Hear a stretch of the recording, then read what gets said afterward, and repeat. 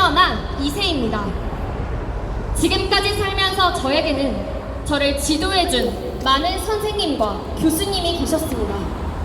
하지만 제 인생을 가르쳐주신 진정한 스승은 단 한 분, 바로 기독교 복음 선교회 정명석 목사님입니다.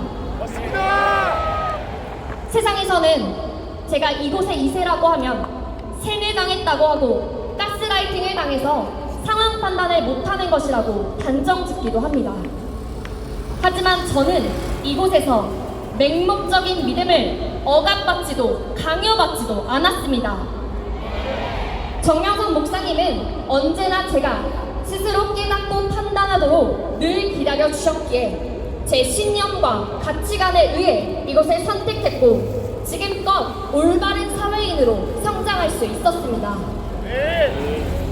제가 지금까지 보아온 목사님은 세상에서 가장 선하시고 순수하시며 가장 뜨겁고 진실하게 하나님을 사랑하시는 분이었습니다. 목사님께서는 항상 저희에게 하나님과 예수님을 빼놓고는 말씀하지 않으셨습니다. 특히 말보다 실천이다 라는 철학으로 몸소 행함으로 보여주시고 가르침을 주시는 그러한 분이셨습니다. 맞습니다. 여기 계신 여러분도 지금 제 말에 모두 동의하고 계시죠? 네. 저는 목사님이 보여주신 삶을 통해서 저 자신이 사회 일원으로서 세상에 어떠한 도움을 주며 살아야 하는지를 배우게 되었습니다. 목사님의 삶은 늘 기도하는 삶이셨습니다. 그리고 저희에게도 세계의 평화와 이 민족을 위해서 기도하라고 날마다 말씀하셨고 특히 이 나라에 전쟁이 일어나지 않도록 우리가 꼭 기도해야 한다고 말씀하셨습니다. 맞습니다. 예수님께 받은 사랑을 사회의 한 구성원으로서 나누고 베푸는 것이 진정한 사랑의 실천임을 가르쳐 주셨습니다. 제가 직접 보고 겪은 목사님은 바로 이러한 분이셨습니다. 하지만 현재 정명석 목사님은 수많은 언론에 편파적인 프레임에 갇힌 채 너무나 억울한 길을 가고 계십니다. 우리나라는 절대 신앙의 자유를 보호받는 민주주의 국가이며 무죄추정의 원칙과 증거재판주의라는 정당성이 보장된다고 배웠습니다. 하지만 제대로 된 증거 하나 없이 심증이라는 명목만을 내세워서 오히려 목소리가 더 큰 사람이 마치 정의인 것처럼 되어지는 이 왜곡된 현실과 퇴색된 사회의 모습에 참을 수가 없어 저는 이 자리에 당당하게 서게 되었습니다. 여러분, 제대로 검증되지 않은 증거 하나 없이 심증이 증거가 되고 여론이 증거가 되어 판단하는 것이 과연 공정한 재판입니까? 아닙니다. 이것이 법이 말하는 정의입니까? 아닙니다. 그러나 사법부는 소수의 약자를 보호한다는 핑계로 그들의 주장에만 치우쳐 정명석 목사님의 무죄를 입증하는 증인과 증거들은 묵살하며 현재 불공정한 재판을 진행하고 있습니다. 거대한 여론 앞에 정명석 목사님과 저희 선교회 교인들이야말로 힘없는 약자요 피해자가 된 것입니다. 맞습니다. 오늘도 이 시대 많은 청년은 현실의 벽에서 좌절하기도 하고 인생의 목적을 알지 못하여 당황하기도 합니다. 그러나 저희 기독교 복음 선교회의 수많은 젊은이들은 다릅니다. 정명석 목사님을 통해서 배운 하나님의 말씀과 사랑을 가지고 가장 건강한 신앙인이자 지극히 정상적인 사회 일원이 되어 이바지하고 있습니다. 그러나 이곳의 본연의 모습을 보지 못한 채 거짓을 마치 진실인 양 매도하며 정명석 목사님과 기독교 복음 선교회를 편협적인 시각으로 몰아가는 이 사회를 보면서 이론으로는 그렇게도 공의와 정의를 외치지만 아직도 현실 속에는 정의와 공의와 진실보다 여론이 더 큰 힘을 가지는 이 사회의 현실이 너무나 안타까웠습니다. 그렇습니다. 이곳에서 태어나고 자라오면서 저는 확인하고 또 확인했습니다. 같습니다. 제가 지금까지 보아온 정명성 목사님과 기독교 복음 선교회는 세상에서 가장 깨끗하고 윤리적인 삶을 지향하며 하나님과 예수님을 그 누구보다도 가장 잘 가르쳐주는 곳, 인생의 가치가 얼마나 귀한지 가장 잘 배울 수 있는 곳입니다. 맞습니다. 언론과 사법부에게 정말로 묻습니다. 사실에 입각해 공정해야 하는 언론은 지금 본분을 잃은 채 편협적인 시각으로 정명성 목사님을 판단하고 있는 것이 아닙니까? 맞습니다. 여기에 모인 사람들의 소리는 왜 듣지 않으려고 하십니까? 혹시 듣지 않는 것이 사법부가 말하는 정의입니까? 왜 신앙의 자유가 있는 민주국가에서 이토록 잔인하게 마녀 사냥으로 억울한 고통을 준단 말입니까? 저는 이 땅에 태어난 것을 정말 자랑스럽고 감사하게 생각합니다. 그리고 제가 가진 역량을 가지고 이 나라와 사회를 위해서 유익을 주는 사람이 될 것입니다.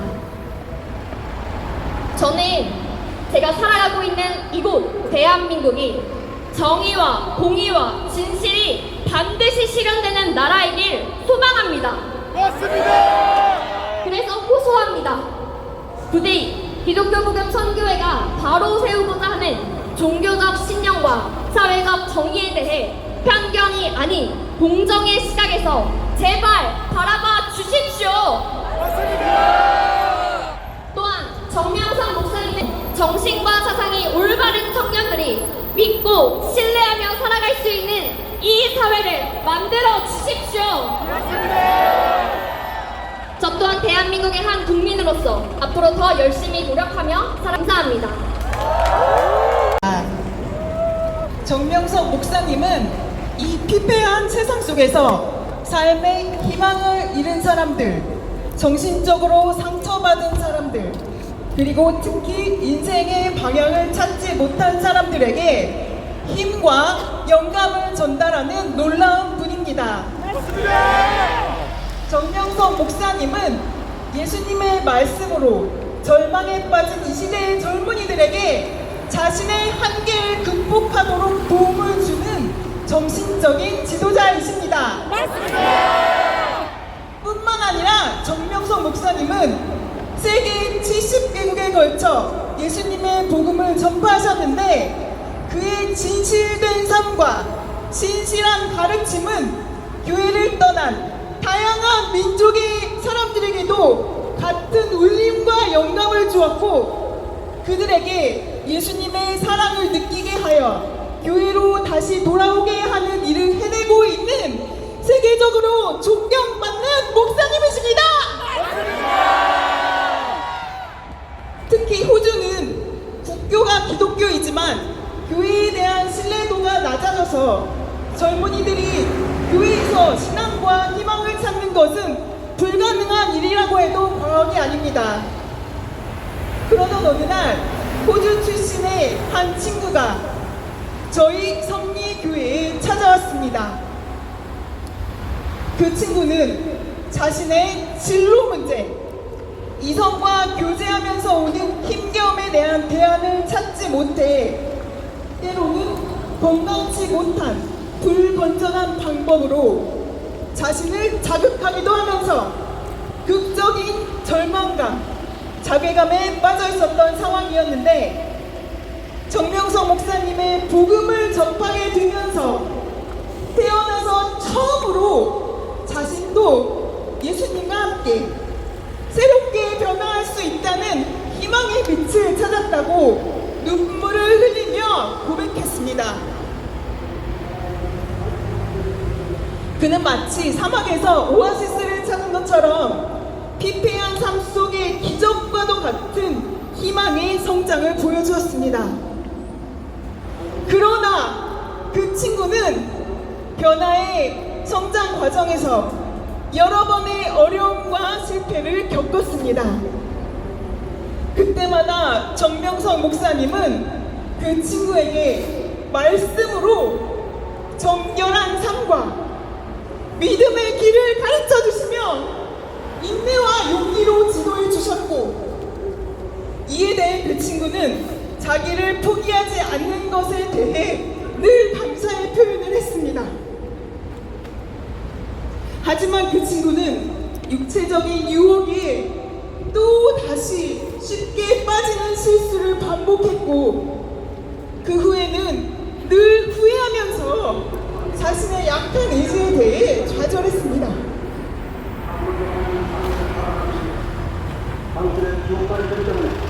그러나 그때마다 목사님은 끊임없는 지지와 위로의 말씀으로 그 친구를 격려해 주셨습니다.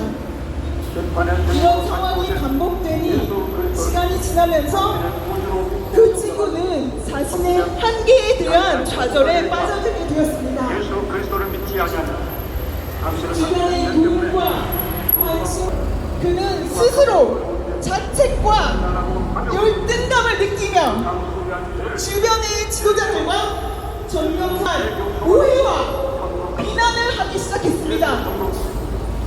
그럼에도 불구하고 정명선 목사님은 그 친구를 포기하지 않았으며 그가 올바른 길을 찾도록 끝까지 따뜻한 도움을 주었습니다.